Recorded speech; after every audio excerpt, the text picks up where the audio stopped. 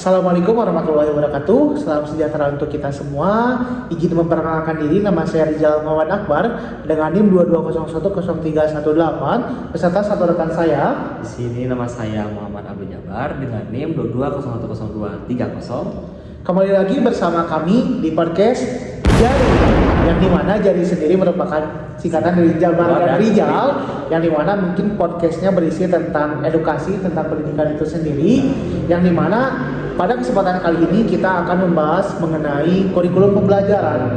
Yang dimana tujuan utamanya adalah untuk memberikan edukasi kepada teman-teman di luar sana akan pentingnya dari pendidikan itu sendiri.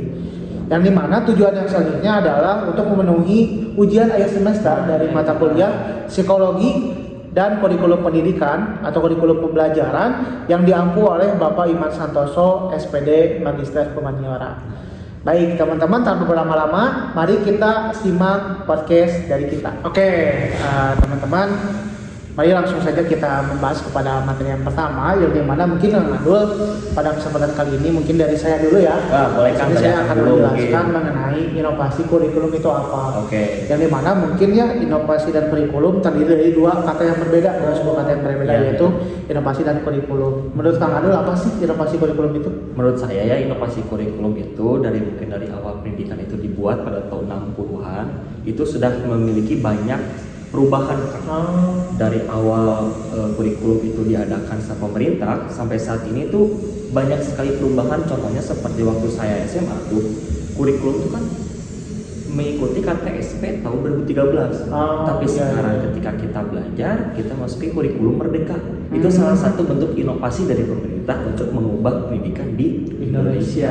Betul. Oke. Baik, mungkin barusan kita telah mendengarnya teman-teman pernyataan dari Kang Abdul Jabar, yang dimana mungkin di sini juga saya akan memberikan pandangan dari saya ya, Kang Abdul. Yang dimana mungkin tadi kan saya sudah menyebutkan ada dua suku kata, inovasi dan kurikulum itu sendiri. Yang dimana mungkin untuk inovasinya sendiri adalah sebuah pembaharuan atau sebuah keterbaruan dari hal-hal yang sudah ada atau hal-hal yang sudah berlalu. Ditingkatkan gitu. Ya betul, ditingkatkan. Yang dimana mungkin untuk sekarang ini yang menjadi jurusan kita atau yang menjadi objek utama kita adalah dari sistem pendidikan itu sendiri. Berarti dengan adanya inovasi adalah sebuah pembaharuan dari sistem pendidikan atau dari yang kita jalani selama ini itu. Yang dimana lalu kita berkesinambungan kepada kurikulumnya sendiri. Yang dimana kurikulum sendiri apabila kita berbicara kepada masa lalu, kurikulum sendiri itu berasal dari bahasa Latin yang artinya arena, jalan atau perlombaan. Iya betul. Yang dimana kan pastinya dalam jalan, dalam perlombaan pasti ada tujuan kan. Yang dimana ketika kita balap motor atau kita perlombaan pasti ada finishnya. Ada tujuan yang dicapai. Nah sama saja dengan kurikulum. Yang dimana mungkin menurut bahasa Latin sendiri ya tadi jalan atau perlombaan yang dimana dapat kita implementasikan, yaitu sebuah perkumpulan atau sebuah kumpulan mata pelajaran yang diringkas ke dalam suatu sistem yang dimana tujuannya sendiri adalah dari guru untuk kepada muridnya. Yang dimana tujuannya adalah pastikan ketika kita berbicara tadi ada tujuan.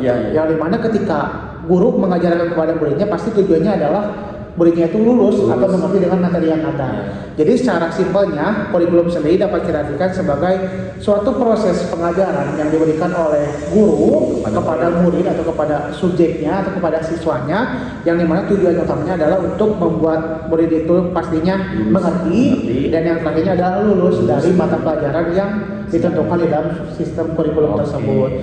Yang dimana mungkin kurikulum sendiri juga kita berbicara mengenai sistem pendidikan yang ada di Indonesia, yang mungkin tadi telah disebutkan oleh Kang Abdul. Ada KTSP waktu kita SD, ada kurikulum 2013, ada juga sekarang Merdeka. Ya, yang dimana mungkin kan sekarang juga atau dari KTSP sampai ke kurikulum Merdeka sendiri pastinya beda lah.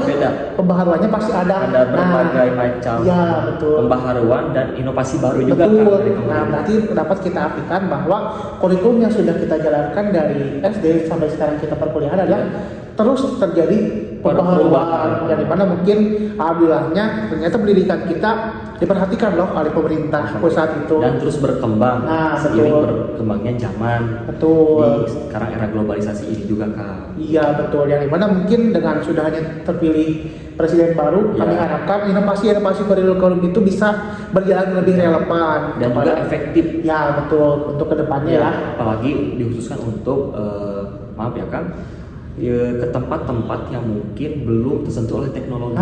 Betul. Nah, itu juga harus menjadi momok dari pemerintah untuk memberi inovasi baru gitu terhadap lokasi-lokasi yang jauh dari perkotaan, itu sulit diakses. Sehingga mungkin setelah adanya pembaruan yang kita harapkan adalah pemerataan tadi ya, pemerataan tidak hanya yang berada dari kota saja, tapi kepada yang pelosok juga. Pelosok juga harus ini kan harus tersampaikan gitu ya, kan. Betul. Kurikulum dari pemerintahan ini. Oke, teman-teman, barusan kita sudah berbicara ya tentang inovasi kurikulum dari Kang Abdul sudah berargumentasi yang dimana mungkin pada akhirnya dari inovasi kurikulum sendiri dapat ada pembaharuan ketika ada visi misi yang jelas dan serta ada tujuan yang jelas dari pengembangan kurikulum tersebut, yang dimana ketika kita ambil contoh ya ada apa Kang Abdul sekarang kurikulum merdeka yang dimana mungkin itu lebih ke mengedepankan kebebasan kepada kemandirian siswa. Ya, betul, siswa mengungkapkan pendapat. Nah, betul.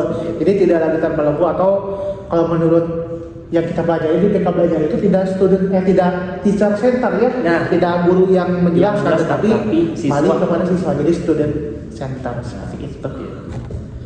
Baik, segmen pertama mungkin teman-teman kita akhiri dulu, kita lanjut kepada segmen selanjutnya. Baik teman-teman, kita kembali lagi yang dimana barusan kita sudah menjelaskan mengenai inovasi dari kurikulum. Lalu yang selanjutnya akan kita bahas di sini adalah mengenai prinsip-prinsip dari kurikulum itu sendiri. Yang dimana pastinya prinsip-prinsip juga dapat dijadikan sebagai suatu pegangan ya kan? Suatu pondasi. Percuma ketika kita membangun suatu rumah tetapi tidak ada pondasi, pasti roboh. Pasti kan roboh ya di dalam rumah. Sama seperti di kurikulum. Ketika kita tidak memiliki prinsip-prinsip, pasti kurikulum tidak akan berjalan sampai detik ini, sampai dirasakan oleh saya atau oleh Kang Abdul atau oleh teman-teman semuanya yang menonton. Iya, betul. Lalu yang dimana prinsip-prinsip kurikulum sendiri? Yang pertama itu ada prinsip efektivitas, yang dimana kita berarti mengukur seefektif apa sih kurikulum bagi pembelajaran sistem pendidikan di Indonesia itu sendiri. Pada tahun 2024, 2025 ya, betul. Efektivitasnya seperti apa. Lalu ada juga prinsip fleksibilitas, berarti harus fleksibel, harus secara menyeluruh, yang dimana nanti juga berkesinambungan atau berhubungan dengan komprehensif atau keseluruhan atau pemerataan terhadap dari fleksibilitas tersebut. Lalu yang selanjutnya ada dari efisiensi. Lalu kurikulum itu jangan dianggap ribet ya, jangan dirancang untuk melibatkan orang lain. Jadi dengan adanya pembaruan kita harapkan kurikulum ini sendiri tercipta suatu keefisiensian atau suatu hal yang bersifat mudah diakses dan dipahami. Nah, betul. Gitu. Mudah diakses oleh siapapun, dimanapun dan kapanpun pastinya. Oke, selanjutnya mungkin bagian saya ya Kang ya, mungkin dari Kang tadi sendiri sudah menjelaskan apa itu prinsip-prinsip, apa itu pengertian dari kurikulum. Nah, kurikulum itu sendiri tidak hanya satu dari KTSP 2013 ke kurikulum merdeka sekarang Kang. Tetapi banyak sekali perubahan pada tahun 60 menuju tahun 2024 sekarang ini. Banyak sekali Kang perubahannya. Salah satunya ada kurikulum muatan lokal Kang. Kurikulum muatan lokal ini yang disesuaikan dengan daerah sekolahnya gitu. Jadi tidak bisa kita sekarang menerapkan kurikulum merdeka yang mengandalkan digitalisasi, sedangkan mungkin mohon maaf semua yang menonton yang di Papua sana tidak mendapatkan akses itu semua. Berarti balik lagi kepada kebudayaan lokalnya Kang. Karena kan kebudayaan sendiri pastinya berbeda-beda kan ya itu. Yang penting kan prinsip tadi yang penting mudah dipahami dimanapun, kapanpun dan oleh siapapun Kang. Nah selanjutnya yang kedua ada pendidikan sistem ganda atau PSG. PSG ini adalah perpaduan dari pelatihan kejuruan paruh waktu yang dikombinasikan dengan belajar paruh waktu Kang. Nah lalu yang ketiga ada broad based curriculum. Broad based curriculum ini atau disebut BBE yang berorientasi pada kecakapan hidup Kang, atau juga pada skill pendidikan berbasis luas, yaitu pendidikan dapat membekali siswa dengan kecepatan generik atau kecepatan hidup, atau dalam bahasa sekarang itu seperti public speaking Kang. Berarti lebih ke life skill-nya ya. Life skill si siswa itu sendiri. Nah, itu seperti itu Kang. Lalu ada juga KBK Kang. KBK ini singkatan dari kurikulum berbasis kompetensi Kang. Kompetensi berarti keahlian ya. Keahlian dari masing-masing siswa itu sendiri. Jadi tapi itu harus memerlukan waktu yang lama Kang. Harus ada tesnya juga. mungkin melibatkan dari pihak gurunya. Tapi kan kita tidak bisa ya seperti Langsung menjudge langsung gitu ya. menjudge gitu si orang itu ahlinya di sini dia harus masuk ke sana. Kan sekarang banyak gitu kan yang masuk jurusannya guru tapi ahlinya kemana. Ya begitu pun sebaliknya ya. Ya, itu sebaliknya. Kayak dari prodi lain malah jadi guru kan. Malah jadi guru gitu kan. Nah, seperti itu Kang. Jadi mungkin kenapa itu diperbaharui karena kurikulum waktu itu mungkin terlalu menjudge siswa tersebut. Iya. Selanjutnya ada KTSP. KTSP ini yang disusun mengacu pada Kemendikbud nomor 137 tahun 2014 Kang. Tahun 2014 KTSP itu ya. Ya. Nah, sebelum langsung selanjut ke TSP itu lanjut pada kurikulum 2013 sebelum kurikulum pernikahan ini dibuat Kang. Kurikulum 2013 ya kurikulum itu ya. Kurikulum itu. Yang dimana dulu mah kayak apa ya disebutin kurikulum itu kurikulum tidak jelas ya. Kurikulum tidak jelas. Padahal nggak kayak gitu ya. Nggak kayak gitu maksudnya. Padahal ada juga tujuan tersendiri bagi kurikulum itu dibuat Kang. Dan jika bakal terjadinya kurikulum merdeka juga ya. Nah, di sanalah muncullah kurikulum merdeka yang lebih mengedepankan kata Akang tadi si mahasiswa atau siswa yang kemandirian mereka untuk berpendapat dan berkontribusi pada ranah kelompok atau ranah kelas itu sendiri. Iya. Begitu ceritanya Kang. Ya, sangat menarik ya teman-teman. Ternyata kita melakukan podcast atau bincang santai ini bukan hanya enak ngegosipin orang lain aja, ternyata enak juga gitu, kayak seru juga ya kita berbicara mengenai pendidikan dan terutama bagi kurikulum pendidikan Indonesia sendiri.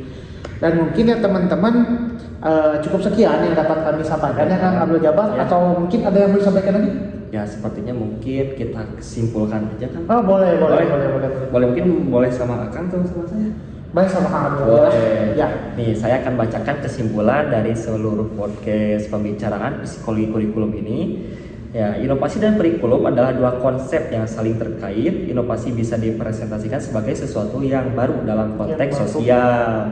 Nah, yang dirancang untuk menyelesaikan atau memperbaiki masalah. Sementara itu, kurikulum juga merujuk pada sebuah setelan rencana dan aturan tentang tujuan, isinya dan sumber daya serta metode belajar yang digunakan sebagai panduan bagi pelaksanaan aktivitas belajar guna mencapai tujuan pendidikan spesifik. Gitu Sarinya. Cukup rinci sekali ya catatan dari Kang Adul barusan, yang dimana seberjalannya waktu dari kita awal podcast sampai akhir podcast, Kang Adul ternyata catatannya banyak sekali ya yang dirangkai oleh Kang Adul selama berjalannya podcast. Karena kalau misalnya kita bahas tentang kurikulum kan, itu sangat seru untuk dibahas. Kenapa kurikulum itu bisa berubah pada tahun ke tahun itu tidak semulus sekarang kan. Banyak sekali kontroversi mungkin dari pemerintahan sana kan. Betul. Ya mungkin karena keterbatasan waktu juga ya Kang Abdul, karena ya mungkin kita juga tidak akan sekian untuk sekarang, dan tidak sekian sekarang aja ya pastinya. Untuk teman-teman silakan untuk di follow dulu, mungkin ya bisa di subscribe dulu channel YouTube kita, yang mungkin nantinya akan ada pembaharuan yang dimana bukan kurikulum aja pembaharuan, tapi dari podcast kita juga pasti ada pembaharuan atau ada suatu hal yang terbaru, yang dimana mungkin kami izin pamit undur diri untuk podcast hari ini. Kita nantikan di podcast yang akan datang. Mungkin terima kasih kami ucapkan. Saya Rizal Muhammad dengan nomor unit mahasiswa 22010318. Dengan saya Muhammad Abdul Jabbar dengan nomor unit mahasiswa 220230. Yang kami dari program bimbingan konseling Institut Keguruan dan Ilmu Pendidikan atau IKIP Siliwangi Cimahi yang sudah kami buat. Mohon maaf apabila ada kesalahan. Wassalamualaikum warahmatullahi wabarakatuh.